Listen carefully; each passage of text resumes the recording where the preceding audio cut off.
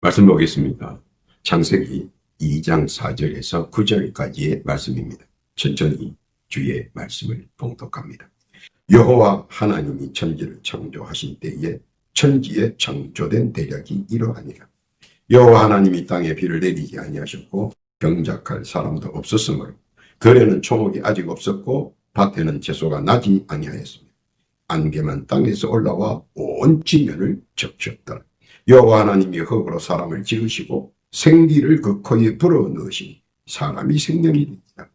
여호와 하나님이 동방의 에덴의 동산을 창설하시고 그 지으신 사람을 거기 두시고 여호와 하나님이 그 땅에서 보기에 아름답고 먹기에 좋은 나무가 나게 하시니 동산 가운데에는 생명나무와 선악을 알게 하는 나무도 있더라. 아멘. 이 말씀은 우리 여호와 하나님의 말씀입니다. 기도합니다. 하나님 아버지 감사합니다. 복되고 귀한 날 허락하시고 이처럼 주의 말씀을 듣게 하시니 난 감사를 올립니다. 이 시간 복의 장중 되게 하시고 은혜와 은총의 복된 시간 되게 하옵소서. 특히 답답하고 갑갑한 심령 성령으로 충만케 하시며 주의 말씀이 살아 생동하는 역사가 있게 하여 주옵소서. 특히 못된 사탄마귀 귀신들의 요사가 일체 틈타지 않게 하시고 온전히 주의 뜻과 섭리와 영광만이 풍성한 은혜의 동산 되게 하옵소서. 시종을 주께 의탁하오며 우리 구주 예수님의 이름으로 기도하옵나이다. 아멘. 할렐루야. 지난 한 주간 주 안에서 평안하셨습니다. 오늘 한 주간도 주 안에서 평안하시고 만사와 범사가 두루 형통하시기를 우리 구주 예수님의 이름으로 축원합니다. 세상 사람들에게 성경에 관해 묻는다면 보통 성경은 구약과 신약이 있다는 사실을 모두 잘 알고 있습니다. 두 개의 별도의 양식으로 구성된 한 권의 책인 것을 세상 사람들은 다 알고 있습니다. 구약은 예수님 이전의 시대에 대해 기록한 것이고 신약은 예수님 시대와 그 이후에 있을 일들에 대해 기록한 것입니다. 그런데 이 두 가지의 양식에서 뚜렷하게 일관성이 있게 말하는 것은 하나님의 뜻과 섭리와 작정에 대해 언급하고 있습니다. 그리고 그 뜻과 섭리와 작정은 영원토록 불변하다는 사실도 엄중하게 기록되어 있다는 것입니다. 구약은 창조시대와 에덴시대 그리고 노아와 그 후 시대에 관하여 이야기하고 있으며 신약은 예수님의 일대기와 그 후 시대에 관하여 얘기합니다. 그런데 왜 창조시대와 에덴시대 그리고 노아시대와 그 후 시대에 대해 이야기를 하는가 하는 것입니다. 그리고 예수시대와 그 후 시대에 관하여 재차 왜 얘기를 또 해야 하는가 하는 것입니다. 그것은 일관되게 주장하는 것이 있습니다. 왜 천지 창조를 했는가 하는 것입니다. 그것은 창세기 1장 31절에서 답변하셨습니다. 하나님이 그 지으신 모든 것을 보시기에 심히 좋았더라. 저녁이 되면 아침이 되니 이는 여섯째 날이니라. 그것은 하나님 보시기에 심히 좋았기 때문입니다. 모든 일들의 시작은 좋다고 하는 것입니다. 좋자고 하는 것입니다. 보기 싫은데 일을 벌릴 사람은 없기 때문입니다. 그리고 기왕 일을 벌였으면 보기 좋고 아름답게 그렇게 일을 마무리하고 싶어 할 것입니다. 하나님께서도 창조하시고 보니 좋은 것을 넘어 심히 굉장히 보시기에 좋았다 하는 것입니다. 그래서 하나님께서는 길을 이어 에덴을 창조하시고 인간을 창조하셨습니다. 학자는 이렇게 질문합니다. 하나님께서 인간을 왜 창조하셨는가 하고 말입니다. 그것은 하나님께서 간단하게 답변하십니다. 이사야서 43장 21절 아주 간단하게 말씀해 주셨습니다. 이 백성은 내가 나를 위하여 지었나니 나의 찬송을 부르게 하려 함이니라. 하나님 편에서 바라보는 인간은 하나님의 온전하신 뜻을 알고 그에 합당한 찬송과 찬양과 예배 드리는 것이 우선 순위가 되어야 한다 하는 것입니다. 인간 편에서 바라보고 느끼고 해석하면 자연적으로 난해한 충돌점이 발생한다는 것입니다. 더하여 이단자들은 사람의 편에 서는 척하면서 하나님을 욕되게 하는 일들이 빈번히 일어나고 있습니다. 그래서 구약과 신약 속에서 계속해서 나오는 말씀이 하나님의 말씀을 믿고 순종하라는 것입니다. 믿고 순종하면 이해가 가능하다는 것입니다. 산 밑에서 바라보는 산꼭대기와 산꼭대기에서 바라보는 산 밑은 엄청난 차이가 나기 마련입니다. 높은 곳에서 바라보는 세상은 돌아가는 상황을 알 수 있지만 평지에서 바라보는 세상은 종잡을 수가 없습니다. 왜냐하면 판단의 기준이 좁아지기 때문에. 구약은 하나님께서 약속하신 언약의 말씀입니다. 신약은 예수님께서 더하여 약속하신 언약의 말씀입니다. 그리고 구구한 다른 의미의 말들을 하는 것 같지만 결론적으로 종합적으로 보면 그 뜻과 의미는 같다는 것입니다. 신약은 구약을 알기 쉽게 이해하도록 형성되어 있습니다. 반대로 구약은 신약을 설명하고 있습니다. 왜 구약과 신약을 다른 이름으로 기록해 두었느냐? 또 이렇게 혹자는 물어봅니다. 그것은 우리가 일목요연하게 이해하기 쉽게 하려고 세련되어 있는 것이다 하는 것입니다. 예수님께서도 주일 회당에 가셔서 구약의 말씀을 가지고 설교 말씀과 해석을 해 주셨습니다. 한 가지의 목적이나 이를 설명하려고 하면 여러 가지 해석과 상황을 조리 있게 예를 들며 소개하는 이치와 같은 것입니다. 가장 알기 쉬운 예가 있습니다. 나에게는 아버지가 되시고 엄마에게는 남편이 되시고 할아버지에게는 아들이 되고 형제간에는 형이 되며 자매들에게는 오빠가 됩니다. 그리고 각자 자기가 부르는 환경에 대해 이해할 수 있도록 구구절절 설명하는 것과 같습니다. 왜 나에게는 아버지고 왜 우리 엄마에게는 남편이며 왜 할아버지에게는 아들이고 형제간에는 형이며 또 자매들에게는 오빠가 되는가? 구구절절히 각계가 설명을 한다면 이해는 쉽지만 종합적으로 생각을 해요. 조금은 혼란스럽기는 할 것입니다. 그러나 중심은 오직 하나입니다. 아버지 하나를 놓고도 이렇게 여러 가지 상황과 논리가 나온다는 말입니다. 무슨 뜻인지 이해를 잘 하시기 바랍니다. 구약은 하나님의 언약의 말씀으로 그리고 그 중점에는 축복에 관해 말씀합니다. 신약은 예수님의 약속의 말씀으로 그리고 그 중점에는 구원에 대해 소상히 말씀합니다. 축복과 구원. 축복 속에 구원이 있고 구원 속에 축복이 편개되어 있다는 것입니다. 더 넓게 보면 하나라는 것입니다. 그 축복의 의미가 뭡니까? 축복의 의미는 물론 사람들이 생각하는 물질의 축복이 있지만 영원 구원의 축복이 더 우선시한다는 것입니다. 그런 의미에서 바라보는 오늘의 시각 속에서 구약과 신약의 의미에 대해 재산 상고해 보려고 합니다. 첫째, 성경은 구약과 신약은 창조시대가 기록되어 있습니다. 창조시대의 핵심은 말씀과 준행입니다. 그리고 그것은 창세기 1장 1절과 요한 1서 1장 1절에 기록되어 있습니다. 그것은 말씀이며 그 말씀의 권능을 순종하고 있다는 것입니다. 그리고 그 의미는 내라와 그대로 되니라. 하늘이 말씀대로 냈고 그대로 준행하고 순종했습니다.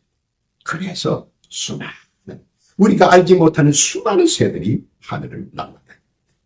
바다가 말씀대로 냈고 그대로 준행하고 순종했습니다. 우리가 알지 못하는 까지 물고기들이 생선들이 있습니다. 그리고 지금도 바다는 그것을 내고 있습니다. 육지가 말씀대로 냈습니다. 그리고 그대로 준행하고 순종했습니다. 우리가 알지 못하는 육지가 낸 우리가 알지 못하는 동물들이 아직도 많이 있다는 사실. 무슨 뜻인지 알아야 될 것입니다. 하늘과 바다와 육지가 일절 다른 토를 달지 않았습니다. 그리고 지금도 말씀의 권능을 그대로 준행하고 있습니다. 형편과 처지와 환경과 계절에 따라서 맞춤형으로 변화하면서 말씀의 뜻을 그대로 준행하고 순종하고 있다는 것입니다. 창조시대의 내라의 모든 것은 아직도 발견치 못하는 것들이 있는 것이지 새로운 것은 아니라는 것입니다. 창조시대에 하나님께서 내라고 하신 그 말씀대로 하늘과 바다가 육지가 내고 있는 것입니다. 계속성과 연속성을 가지고 진화하고 있다는 것입니다. 그러나 말씀의 본질의 의미는 변하지 않는다는 것입니다. 내라와 그대로 되리라. 그리고 그 창조시대의 자국과 흔적들이 지금도 사방 곳곳에서 재발견되고 있습니다. 창조시대의 자국과 흔적들에 대해 아직도 모든 것을 발견치는 못하는 존재한다는 사실을 우리는 간접적으로 느낄 때가 많이 있습니다. 알아야 하는 것은 지금도 하늘과 바다 그리고 육지는 계속해서 하나님의 말씀에 따라서 내고 있으며 하나님에 따라서 말씀에 따라서 그대로 준행하고 있다는 사실입니다. 세상 만사와 우주 만물이 다 하나님의 통치 속에서 계속성과 영속성으로 존재하고 있다는 것입니다. 구약과 신약은 이를 증거합니다. 단지 우리가 그 의미를 찾지 못하는 것뿐입니다. 무슨 뜻인지 깨닫기를 바랍니다. 둘째는 성경에는 강령 시대가 기록되어 있습니다. 구약과 신약의 최고의 일치성은 말씀의 강령입니다. 말씀의 중심만입니다. 구약의 중심은 신명기 5장 7절에서 21절까지의 십계명입니다. 39권의 구약에서 핵심이면서 중심점이 되시는 말씀입니다. 그 중심의 요건은 하나님께 대한 예의와 범절 그리고 사람 간에 지켜야 할 예의와 범절이 있기 때문입니다. 또한 서구가 이를 헌법의 기초가 되는 문구로 삼기로 합니다. 사람과의 관계를 정확하게 구분지었고 또 명확하게 지역적 한계를 지정했습니다. 또한 존경과 경의를 우선하여 표현하게 했습니다. 그래서 누구나 십계명을 지키면 존경과 경의와 평안을 누리게 되어 있습니다. 또 모든 대타 간의 화목과 조화를 이루기 때문입니다. 그뿐만 아닙니다. 신약은 내 이웃을 내 몸과 같이 사랑하라는 것이 신약의 대강령입니다. 신약 27권의 책들이 모두 이 한 가지의 대강령 속에 포함되어 있다는 것입니다. 누가복음 10장 25절 이하에 보면 어떤 율법사가 일어나 예수를 시험하여 가로되 선생님 내가 무엇을 하여야 영생을 얻으리까? 예수께서 이르시되 율법에 무엇이라 기록되었습니다. 내가 어떻게 읽느냐? 대답하여 가로되 내 마음을 다하며 목숨을 다하며 힘을 다하며 뜻을 다하여 주 너의 하나님을 사랑하고 또한 내 이웃을 내 몸과 같이 사랑하라 하였나이다. 예수님의 말씀의 전제 조건은 사랑입니다. 사랑 속에 겸손이 있고 사랑 속에 양보가 있으며 사랑 속에 이해가 있고 사랑 속에 조화가 있습니다. 하나님께서는 그 사랑의 근본을 구원으로 마무리하셨습니다. 겸손이 있고 양보가 있고 이해가 있고 조화가 있어도 지옥에 가서는 되지 않는 것입니다. 그래서 예수님께서는 근본을 구원으로 마무리하셨습니다. 구원 속에 모든 것들이 다 포함되어 있다는 것입니다. 축복도 사랑도 모든 구원의 대영양 속에 다 포함되어 있다는 것입니다. 구약은 축복을 전제로 했습니다. 신약은 구원을 축복 속에 포함시켰습니다. 그래서 축복 속에 구원의 은혜와 구원의 은총이 함께 조화를 이루며 역사하는 것입니다. 축복받았다고 하는 대전제는 구원받았다는 이야기. 이해를 잘못하면 바리새파와 사두개파의 생각으로 전환될 수 있습니다. 사도행전 23장 8절 이하에 보면 바리새파는 축복과 구원을 믿었고 사두개파는 축복만 믿었습니다. 그리고 이를 신약에서 사도행전 11장 18절 이하에 보면 이방인에게 생명을 얻는 회개와 구원과 축복의 은혜와 은총을 허락하셨습니다. 그러므로 구약과 신약의 대강령은 결코 다른 것이 아니라 같은 목적과 족착지를 향하고 있다는 것입니다. 무슨 뜻인지 말씀을 상고하며 그 뜻을 깨닫기를 바랍니다. 세 번째로 구약과 신약과 구약은 복음 시대가 기록되어 있습니다. 구약의 핵심은 축복입니다. 신약의 핵심은 구원. 그런데 축복 속에 구원이 포함되어 있고 구원이 축복의 중심축이며 종착점이기도 합니다. 구원이 없는 축복이 있을 수 없기 때문입니다. 또한 축복 속에 구원이 없다면 그 축복은 무용지물이 될 수 있기 때문입니다. 그래서 구약의 핵심과 신약의 핵심은 상호 작용을 하도록 연계되어 있다는 것입니다. 한쪽으로만은 온전할 수가 없기 때문입니다. 구약과 신약이 절대적으로 별도의 것이 아니라는 것입니다. 또한 구약과 신약이 합쳐질 때 온전한 형상을 띠고 있기 때문입니다. 복음 시대의 시작은 창조 시대를 거쳐 에덴 시대에 이미 존재해 버렸습니다. 불순종으로 인하여 창세기 3장 21절 이하에 나타난 급사가 아니라 창세기 6장 3절에서 120년이라는 생명의 연장을 허락받은 것은 복음의 존재가 형성되어 있기 때문입니다. 상대의 잘잘못을 판단하려면 상대에게도 잘잘못을 판단할 수 있도록 공간적, 시간적, 지식적 지혜와 총명과 명철을 허락하여 사태의 심각성을 판단하도록 해야 공명정대한 것이기 때문입니다. 그래서 에덴에서 불순종했을 때 그 자리에서 하나님이 죽이지 않은 것입니다. 쉽게 얘기해서 120년 동안 시간을 두면서 왜 에덴에서 쫓겨났는가를 한번 판단해 보라는 것입니다.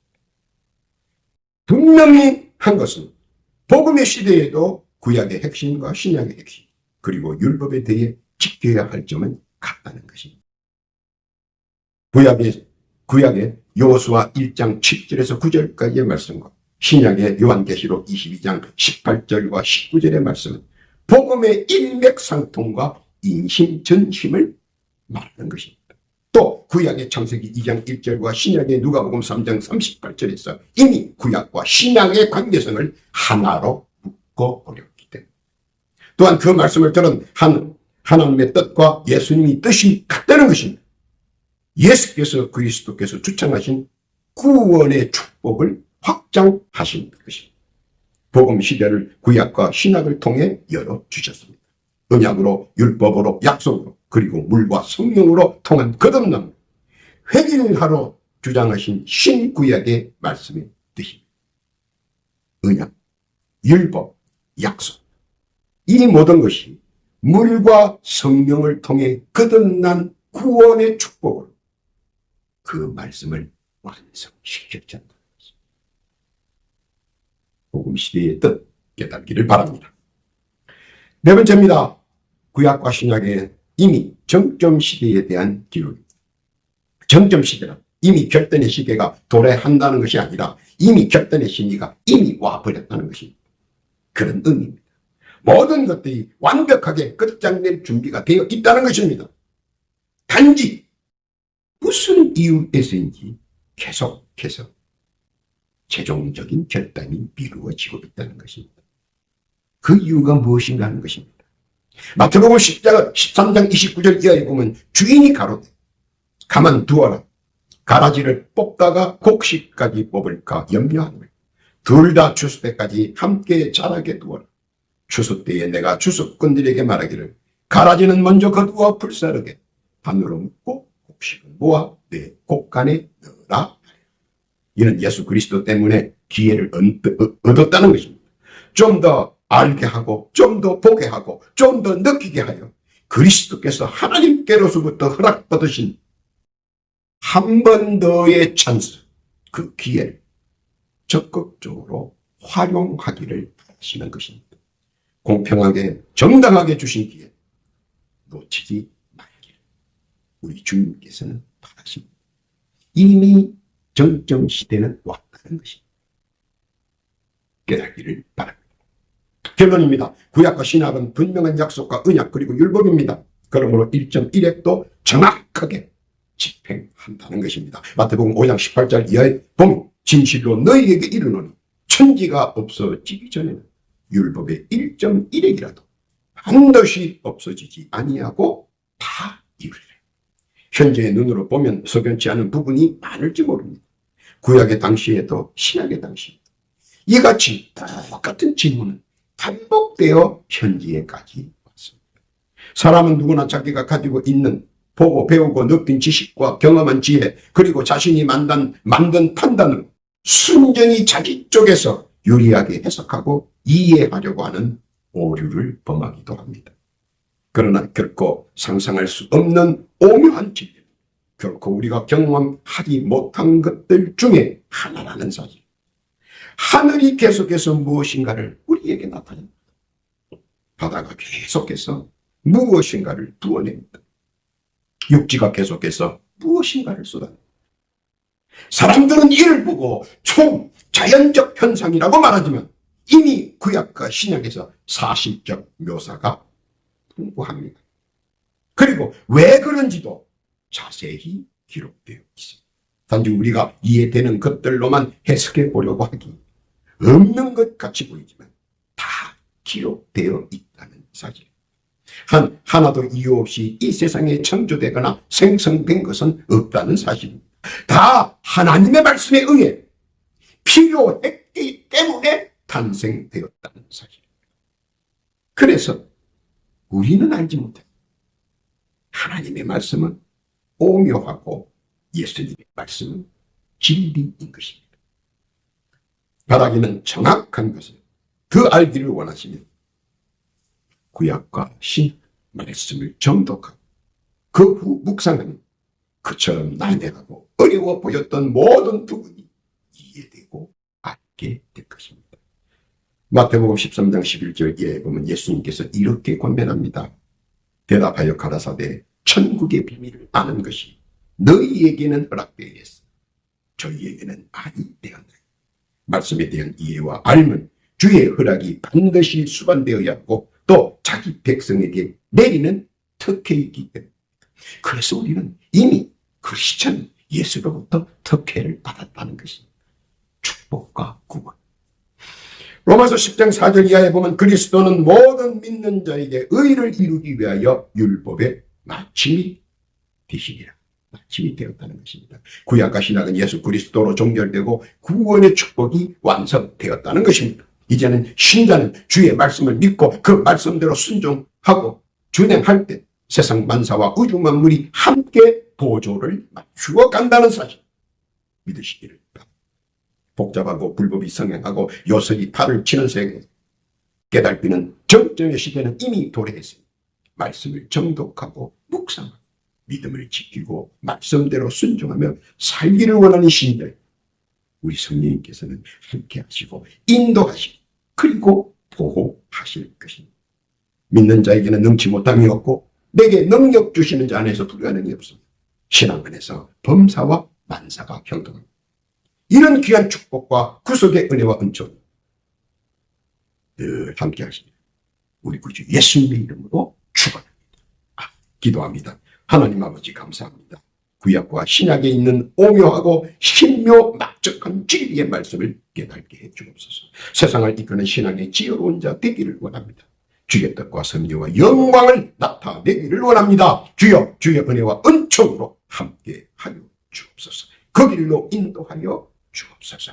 더하여 기도하옵기는 각자 주께 올리는 소망과 간구의 사연들이 있습니다. 주여 귀 기울여 들어주옵시고 올리는 기도의 제목 간합하여 주셔서 비록 작은 것 하나까지라도 헛되이 땅에 떨어지게 아니하고 다 응답받는 은혜 은총 허락하여 주옵소서. 또한 기도하옵기는 이 시간 육신의 질과 병으로 인해 많은 고통을 당하는 주의 살아가는 성도들이 있습니다.